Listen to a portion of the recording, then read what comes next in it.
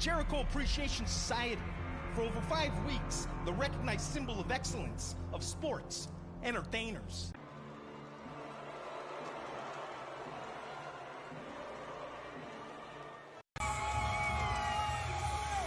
Introducing the next competitor, Ryan Asuka.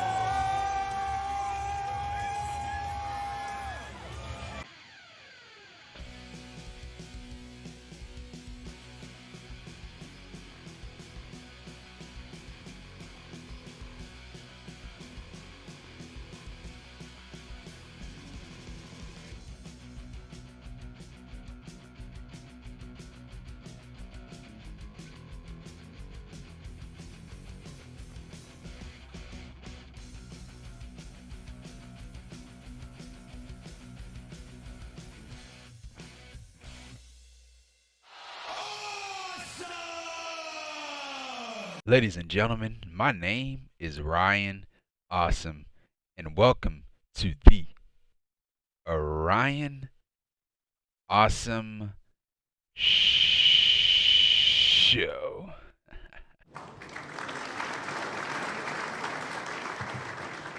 Now today on the Ryan Awesome Show, we'll be talking about WWE Hell in a Cell 2022.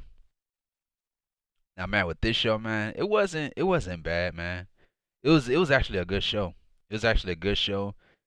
We had some really good matches for a last minute pay-per-view. This was really good.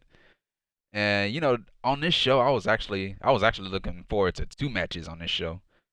And that was the Seth Rollins and Cody Rhodes Hell in a Cell match, and the 6-person mixed tag team match with Judgment Day versus AJ Styles, Finn Balor, and Liv Morgan. Those are the only 2 matches that I was looking forward to. But yeah, everything else, really wasn't looking forward to anything else. But every other match on this show was a really good match. But the match of the night, dude, without a shadow of a doubt, man, was the main event between Cody and Seth in the Hell in a Cell match, dude. Oh my God, dude, what a freaking match, dude. And Cody Rhodes, man, oh my God, dude, you got to give it up to him, bro. You have to give it up to him, bro. This dude worked the match with a torn pectoral muscle. Man.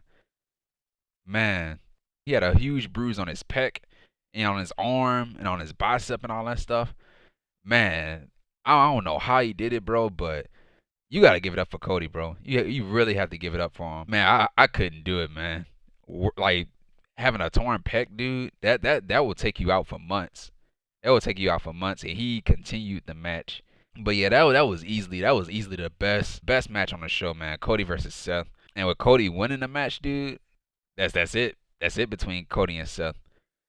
But yeah, I'm gonna talk more about it, man. I'm gonna talk more about this great match when we get to the main event.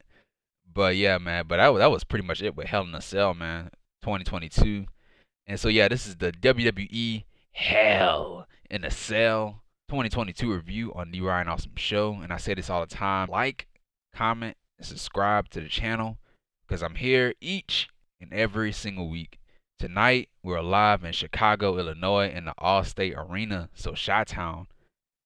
And so yeah, man. Oh yeah, another thing about this show, man, the crowd, the Chicago crowd, man, they were freaking electrified, man. Every single match, dude, they were freaking pumped. They were pumped up, bro. And having a great crowd, it determines the show. Like, you know what I mean? Like, having a great crowd helps out the show. It helps out the show. But having the worst crowd, a crowd that don't react to anything, it could actually make the show bad.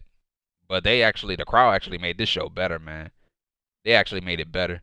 So our first match of the night was a triple threat Raw Women's Championship match. And so it was Becky Lynch versus Asuka versus Bianca Belair, who is the Raw Women's Champion. And so yeah, so Bianca, at one point, she had overpowered Asuka's armbar, and she threw her into the turnbuckle with a buckle bomb. A diving draping leg drop to Bianca from Becky. And then Becky, she hit the Backsploder suplex to Bianca. And then Becky hit a diving leg drop to Bianca. Asuka broke up the pin. And then Asuka, she took out Becky with a series of strikes. And then Asuka hit like a running hip attack to Becky. And then Bianca, she had took out Becky and Asuka. And so Bianca, she hit the handstand moonsault to Becky and Asuka. And so she pinned both of them at the same time, and they both kicked out. And so Asuka, she hit code breakers. She hit code breakers to Becky and Bianca. And then she had a double hip attack to Bianca and Becky. And then Asuka, she also locked in the ankle lock on both Becky and Bianca at the same time. So that was really impressive. And so Becky, she had a finishing move or other finishing move, the manhandle slam to Bianca. But Asuka, she had broke up the pin at the last minute. Asuka, at one point, she had accidentally kicked Bianca, but she tried to kick Becky. And so, yeah, but Becky, of course, she had moved out of the way.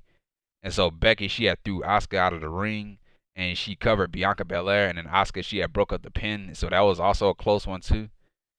And so Becky and Asuka, they were trading roll-ups. And so Asuka, she had locked in the Asuka lock to Becky. And so Bianca tried to break it up, but she failed. And so Becky, she hit the manhandle slam to Asuka. And then Bianca had threw Becky out of the ring and pinned Asuka to win the match. So Bianca Belair, she stole Becky Lynch's pinfall. So therefore, Bianca Belair wins the match and is still the Raw Women's Champion. And so that was pretty much it, man. Really, really good match to start off the show. And just like what I said earlier, man, the crowd, they were into this match. Just like all the other matches, they were into it. And so, yeah, so right after that, we had a backstage segment between MVP and Omos. Cedric Alexander, he had showed up, and he tried his best to help out MVP and Omos. And so MVP, he was like, dude, there's nothing you can do to help me out. Like, I don't want nothing to do with you, Cedric. The Hurt Business is dead. And the Hurt Business will never be back together again. And then Omos had told Cedric Alexander to leave, and so that was pretty much it with that. And so right after that, we had the 2-on-1 handicap match, and it was MVP and Omos versus the almighty Bobby Lashley. And so, yeah, MVP, he made a diss track about Bobby Lashley, and so I thought it was really funny, man. But yeah, you got to go out and listen to the diss track yourself. It is really great stuff. MVP hit a running corner boot to Lashley, and then Omos, at one point, he had shoulder tackled Lashley through the barricade. And so, yeah, this dude, he was in the ring. He got out the ring, and he ran towards Bobby Lashley and gave him a shoulder tackle through the barricade. And that was the fastest I ever seen Omos move, dude. And so Lashley, he made it back into the ring at 9. And then Lashley started to fight back. Lashley speared MVP, and then Omos had broke up the pin. And so Cedric Alexander, he had came out, and he tried to interfere. And, you know, he actually helped out Bobby Lashley. Omos had took out Cedric. Omos had turned around, and then Lashley had speared Omos. To end the match, Lashley, he had locked in the Hurt Lock to MVP to win the match. So MVP taps out. So therefore, Bobby Lashley wins the match. Hopefully this feud is over, man. I'm thinking it is. I'm guessing it is over because Bobby Lashley, right after the match, he had grabbed somebody's championship replica title from the crowd. It was a WWE championship, and he held it up in the air. So looks like he wants the WWE championship. So I'm guessing the feud is over with. I'm hoping it's over, man. I do not want to see these guys fight again, dude. And Roman is holding the championships, man. He has the WWE championship and he has the Universal championship. So I don't know how he's gonna get Roman Reigns' attention. I don't know how anybody's gonna get Roman Reigns' attention when he's not even there. Right after the match, the commentary team, they talked about Cody Rhodes getting injured and all that stuff, having his pectoral muscle torn. They said that he's still competing tonight in the Hell in a Cell match in the main event. And so, yeah, man, another thing I forgot to say about Cody Rhodes, man. Cody Rhodes is a tough SOB, man. Tough SOB. Right after that, we had Kevin Owens versus Ezekiel, or Elias, whatever you want to call him. Kevin Owens calls him Elias, but, you know, he's Ezekiel. But we all know he's Elias. Elias, he had a jumping knee to Owens, followed up by a diving elbow drop to Owens, and he kicked out. And then Owens, he had threw Ezekiel into the ring post. And then Zeke, he had made it back into the ring at 9. KO hit a running senton bomb followed up by a moonsault to Zeke, and he kicked out. So that was really impressive. And then Owens hit a tornado DDT to Ezekiel, which was a beautiful tornado DDT. Like, it was quick. The way that KO hit it, man, it was really quick, dude. And KO is a big dude. He's on the heavy side. And to see him hit the tornado DDT, like in a fast pace, dude, it was really beautiful. And so, yeah, so Ezekiel, he had blocked the diving senton bomb by putting his knees up, so that had to hurt, man. Ezekiel hit a spine buster to Owens, and then Owens hit the pop-up powerbomb to Ezekiel, and he kicked out. And so KO couldn't believe it because The pop-up powerbomb is a move that Kevin Owens won championships with, dude. And Ezekiel kicked out of it. And so KO, he started talking trash to Ezekiel, saying that you're Elias. You're a liar, Elias. And so, yeah, so KO, he had tripped up Ezekiel on the top rope at one point, and he had gave him a super kick. And then he had a cannonball to Ezekiel, and so Owens kept yelling Elias to Ezekiel and all that stuff. And so to end the match, Kevin Owens, he had the stunner to Ezekiel to win the match. So therefore, Kevin Owens wins the match. And that was it, man. This was a really good match. But yeah, Kevin Owens wins the match. But, even though he won the match, like, what exactly did he win? What exactly did he win? Like, will Ezekiel admit that he's Elias? Like, what exactly did KO win? I really don't know. Yes, it's good that he won the match, but what exactly did he win? What did he win? Is he a #1 contender for a championship? No. I would love for KO to go after a championship, man. Did you know, man? Somebody brought this up on social media, dude. That Kevin Owens hadn't held a championship in 5 years, dude. In 5 years. And I was like, really? I was like, really, man? I couldn't believe it, dude. I couldn't believe it. But it's true. He hadn't held the championship in 5 years. I would love for KO to go after a championship. I really would.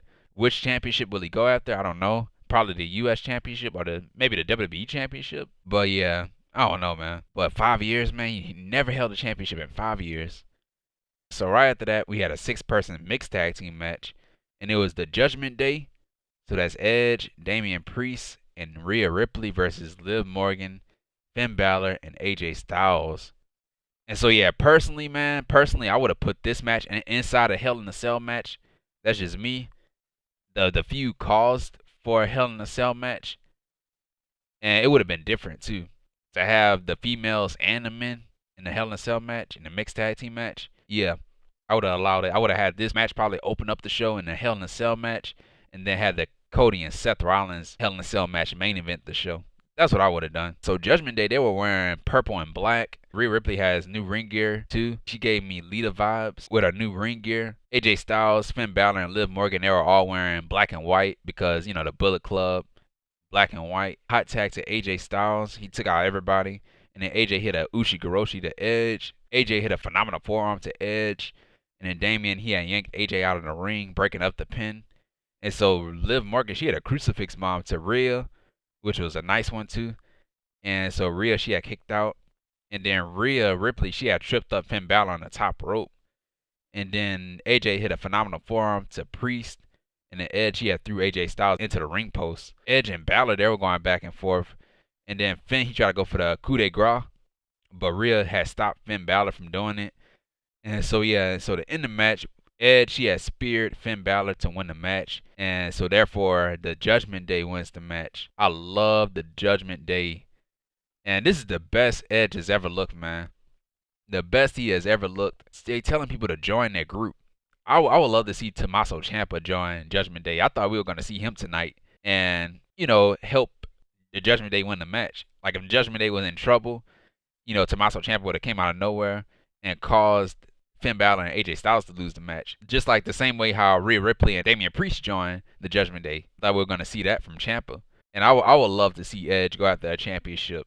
I talked about Kevin Owens earlier and him going after a championship. I would love to see Edge go after a championship title belt. I'll have him win the championship, whether it's the WWE championship or the Universal championship. I'll have Judgment Day go after some gold, send Rhea after the women's championship. You can send Priest after the U.S. championship, and you can send Edge after the world championship. Or if they add Tommaso Ciampa to the group, Damian Priest and Tommaso Ciampa win the tag team titles or something. And then have Edge win the world championship, and then have Rhea win the women's championship. But yeah, I would definitely send Judgment Day after some gold. And so right after that, we had Bobby Lashley. He was backstage. He ran into Cedric Alexander. So he told Cedric Alexander that, he was proud of him, and he told him to stand up for himself. He told Cedric Alexander to never get involved in his matches again. And so right after that, we had the No Holds Barred match, and it was Happy Corbin versus Madcap Moss. So yeah, so Madcap Moss, if you guys watch Friday Night SmackDown, he has new gear and he has new theme music. And I was like, okay, that's great. But why didn't they change his name? They couldn't change his name while they were doing that. They changed his ring gear, they changed his music, but they couldn't change his name. And I was like, man, get rid of that name. Get rid of Madcap Moss. Get rid of the Madcap, or call him call him freaking Madman Moss, or go back to his regular name, Riddick Moss, or something. But Madcap Moss, like, dude, I don't get it, man. Madcap Moss, that was the old him. That was the old Madcap Moss. And then on SmackDown, he said that the same Madcap Moss that took crap from Corbin, he said that Madcap Moss is buried. So why didn't they just change his name? If Madcap Moss is buried, the old Madcap Moss is buried, why didn't they just change his name? They changed everybody else's name, and those people's names don't need to be changed. But you don't want to change somebody else's name that needs their name changed, like Madcap Moss.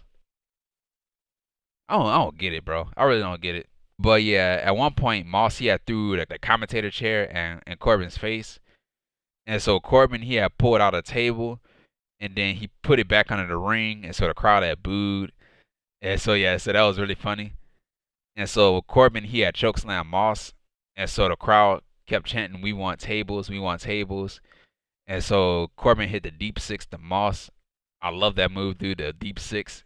One of my favorite moves from Baron Corbin, and then the End of Days. And so yeah, so Corbin, he went right after Moss's bad neck with the chair. And so Moss, he had sent Corbin into a chair face first that was set up in the corner. And so the crowd was still chanting for "We want tables," like tables, tables, tables. And so Moss, he had hit Corbin with a chair, and he started pounding on Corbin. And then Moss had DDT Corbin onto a chair.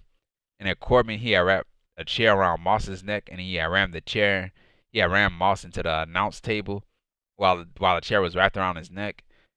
And so Corbin, he had grabbed some steel steps, and he had put it in the corner of the ring. And then Moss, he had gave Corbin a follow-away slam into the steel steps. And so Moss had hit his finishing move, the punchline, to Corbin. Moss does not go for the cover. And so Moss, he had Pillmanized Corbin's neck with the steel steps to end the match. So therefore, Madcap Moss wins the match. I'm guessing the feud is over too, because he took out Corbin, he Pillmanized him, and then he has more wins than him. He beat him at Backlash, and now he beat him tonight. So yeah, and so right after the match, Corbin, he was stretched out of the arena, and so that was pretty much it with that. And so right after that, we had the United States Championship match, and it was Theory, who is the United States Champion, formerly known as Austin Theory. He goes by Theory now, who is the United States Champion, the youngest United States Champion of all time, versus Mustafa Ali. Mustafa Ali, not Mustafa Ali. Mustafa Ali. Mustafa Ali, hometown boy from Chicago, Illinois, Chi-Town. And so yeah, man, I was pulling for Ali to win this match. I was pulling for Ali to win his first championship in the company. Like, for him to win his first championship in the company in his hometown. That would have been a feel-good moment for Ali. That would have been a feel-good moment, but did they give it to him? Of course they didn't give it to him. So yeah, we had a diving crossbody to Theory outside the ring. And in Theory, he had threw Ali into the ring post. And so Ali, he had took a nasty bump outside the ring. A front bump outside the ring, like off of the top rope. And so yeah, so Theory, he had took control of the match. And then the crowd had cheered on Ali. Super kick to Theory in midair. Kicked out. A beautiful tornado DDT to Theory. And so Ali, he had blocked the A-Town down. Ali, he had locked in the STF submission move to Theory. And so Theory had grabbed the rope. And so Ali, he was going for the 450 splash, but he missed it. And so Theory, he went right after Ali's bad knee. And so to end the match, Austin Theory, he had his finishing move, the A-Town down, to Ali to win the match. So therefore, Austin Theory wins the match and is still the United States Champion. And that was it, man. I was like, dang, dude. I was like, man, come on, man. If it was the right time to put the championship on Ali, this would have been the right time, man. This would have been the right time to put it on him. Ali, he has bad luck, dude. He has bad luck in this company. This guy never won a championship in the company. Never won a championship in the WWE. Like, every championship he went after, he never won. When he was in the Cruiserweight division, he never won a Cruiserweight title. When he was on SmackDown, he was going after the WWE Championship. He was hurt. He got taken out. Got his spot taken away from him because he got hurt. And he never recovered from that. Never got an opportunity for the WWE Championship. And now, he get a championship opportunity for the U.S. Championship. And he lost. He lost in his hometown. And I was like, man, I don't think he'll ever get another title shot ever again. I see why he wanted his release, before he came back. Because they weren't using him, man. Maybe he will. I want to have hope. Maybe he will win the United States Championship. Maybe later. Maybe he will get another championship match. But after this, I don't know. I don't think he will. Dude lost in his hometown. And you know WWE, man. You know WWE, how they like to make people look bad in their hometown. You know how they are, bro. Everybody was saying free Ali for months, man. Free Ali, man. Free him. Get him the hell out of WWE, bro. Get him out of there. And so right after that, we had the main event. And the main event was a Hell in a Cell match. And it was Seth freaking Rollins, versus the American Nightmare, Cody Rhodes. And so Seth, he came out to the ring, and he was wearing the polka dots, the black and yellow polka dots. So shades of Dusty Rhodes, the American Dream Dusty Rhodes. So of course Seth Rollins, he was playing mind games with the ring gear tonight. And so Cody made his entrance. They went to the ring. And so as mentioned earlier, Cody, he hurt himself. He was injured. He tore his pectoral muscle. When Cody took off his jacket, man. Bro, and I saw that huge bruise, I was like, oh my God. I was like, dang, that's a huge bruise. The biggest bruise that I ever saw in my life on somebody's body, dude. I was like, oh my God, dude. I was like, man, how was he medically cleared to compete? That's what I was thinking. I was like, man, how was he medically cleared to compete that night? That was, man. Ouch, man. That looked painful, dude. When I saw it, I winced in pain, dude. Oh. But yeah, Cody, man. Cody, as I said before, man, Cody is a tough dude, man. He is a tough freaking dude. A tough dude. Great wrestler, great storyteller. Like, this dude is freaking great, dude. He's great. So Cody, he had the Cody cutter to Rollins. But Cody, of course, he had hurt himself off of that Cody cutter because, he took a bump on his right shoulder. And so so Rollins, he had grabbed the kendo stick. He went right after Cody's pec, and then Cody started to fight back. And then Seth had grabbed some steel steps. He hit the steel steps on Cody's right arm. Seth, he had put on Cody's ring jacket. Seth, he had took out a weight belt that had polka dots on it, black and yellow polka dots. Yellow polka dots on it, I mean. Yeah, yellow polka dots. I said black and yellow polka dots. Yellow polka dots. A belt that had polka dots on it that said Visionary on it. Visionary because, Visionary is Seth Rollins' catchphrase, his nickname, the Visionary. And so, Visionary written all over the polka dotted weight belt. And so Seth, he had whipped Cody with the belt. And so, so he whipped him on his back with the belt, and he whipped him across the chest with the belt. So, of course, that's more damage to his injured pec. And so, so Seth, he had brought out a table. And so the crowd had cheered Seth Rollins for bringing out the table because they still haven't gotten tables this entire night. And so, so the crowd, they started chanting, "Thank you, Rollins." And so, so that was really funny. And so Rollins, he had went for a frog splash, and Cody had moved out of the way. So therefore, Rollins had went through a table. Cody, he grabbed the polka dotted weight belt. At first, we thought he was about to use it, but he threw it off to the side. And so he went under the ring, and he had grabbed a bull rope. He had grabbed a bull rope with a cowbell on it. And so, so Cody, he had put his arm on one side of the bull rope. He threw the other side to Rollins. And so he dared Rollins to put his arm, his wrist through the other, bull rope. So Rollins had put it on. And so they were fighting each other. Cody had grabbed the cowbell, and he smashed the cowbell over Rollins' head. And so you heard the bell too, man. You heard the bell. You heard the ding. And so that was funny too, man. And so Rollins, he had brought out another table. Cody had hit the crossroads to Rollins. Rollins kicked out. And then Rollins, he had went right after Cody's arms again. Oh, yeah, another thing, man. Another thing about Seth Rollins, dude. In the beginning, when Cody Rhodes had took off his jacket in the beginning, you saw this huge smile on Seth Rollins' face. He was like a shark that smelled blood. Rollins had powerbombed Cody through a table, and that was set up in a corner. And so Cody had kicked out. I was like, what? And so, so Rollins, this is crazy. I thought the same thing was going to happen the last time he was in the Hell in a Cell match.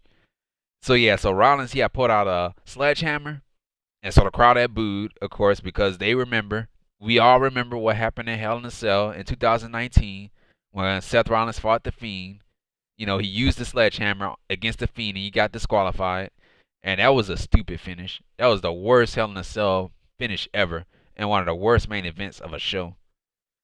But yeah, but Rollins had put out a sledgehammer. And so I was like, please do not disqualify Seth Rollins again. And I think there was the same referee that disqualified Seth Rollins from using it too. The same referee that was in this match. He was in the last match.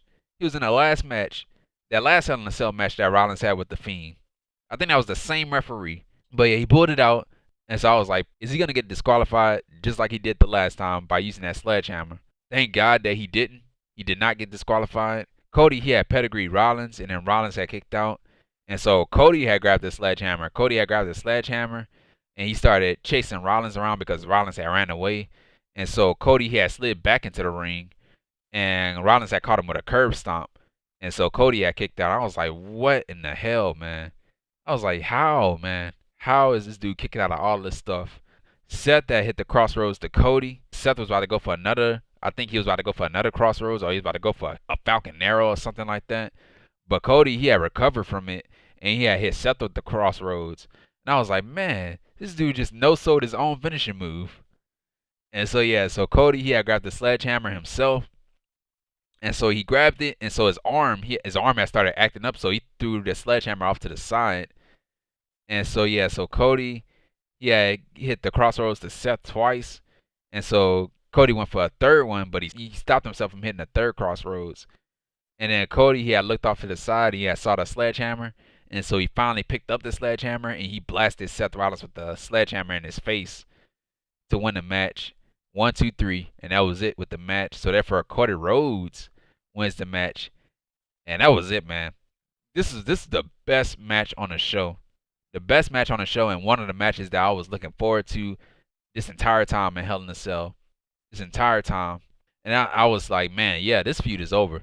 This feud is definitely over. There is no coming back from this, Seth. The last time there was no coming back from it. Because at first, yes, Seth had lost to Cody at WrestleMania. And then he lost again at WrestleMania Backlash. And now he lost again at Hell in a Cell. And so, yeah, that's why I was like, man, Rollins should have won. Rollins should have won at WrestleMania Backlash. So they would have been tied 1 win apiece. And then the final win would have been at a Hell in a Cell match. And the Hell in a Cell match is usually in feuds. And whoever would have got this one would have ended the feud. You know, Cody won at WrestleMania. And then you could have gave the win to Seth Rollins at WrestleMania Backlash. Cody would have got the Hell in a Cell win. You know, they could have done that. They love 50-50 booking. Why they didn't use it this time? That's what I want to know. Why they didn't use it this time? Because, you know, since Cody had 2 wins over Seth Rollins, I was like, man, there's no point for a third match. There was no point for a third match. You know, if they would have evened out the wins, then it probably would have played out better. The entire feud was a great feud, dude. It was a great feud, great promo segments and everything. They had a great pull-apart brawl, too, on Monday Night Raw. And I think Cody Rhodes even said that was it. 3 wins and we're done. And so, yeah, so Cody Rhodes, what's next for Cody Rhodes? He has to recover. He has to recover from that pec injury. I think he probably done more damage to himself in this match. But, yeah, he has to recover, man. He has to recover. And I don't know how long he's going to be out. But pectoral muscles, man, you'll be out for a very long time.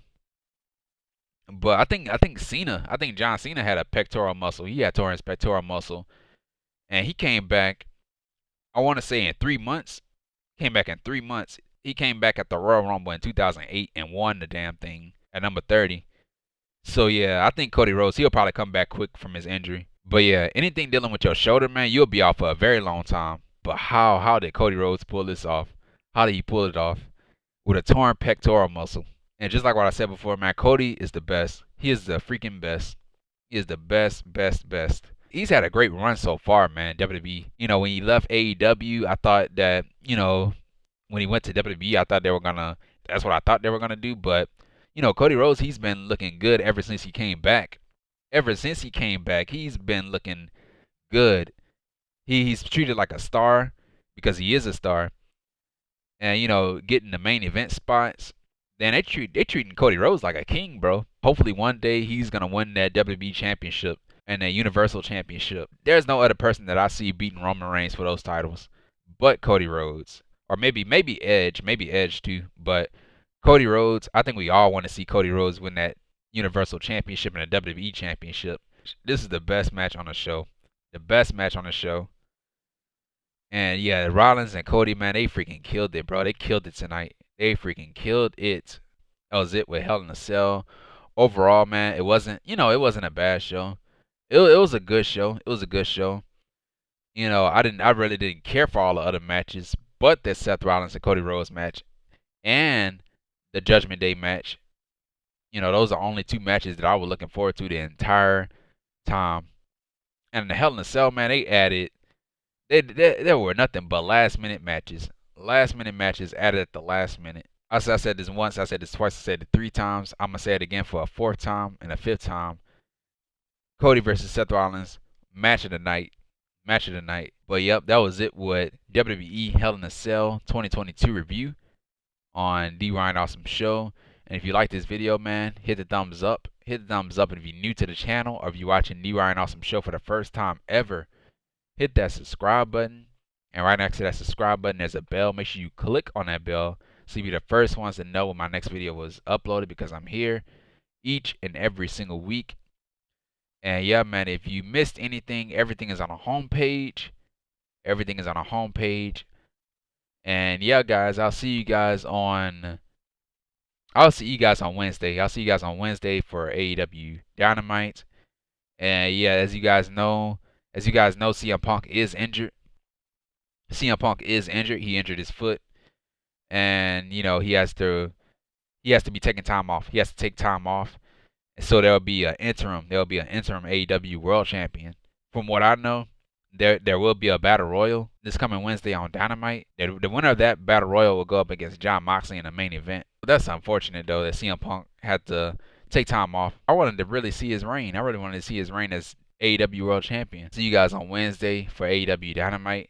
Once again, guys, thank you for the love and the support for the show. Thank you, and thank you. And yes, man, and this has been The Ryan Awesome Show. Take care, stay safe, and don't forget to be awesome. And that's that.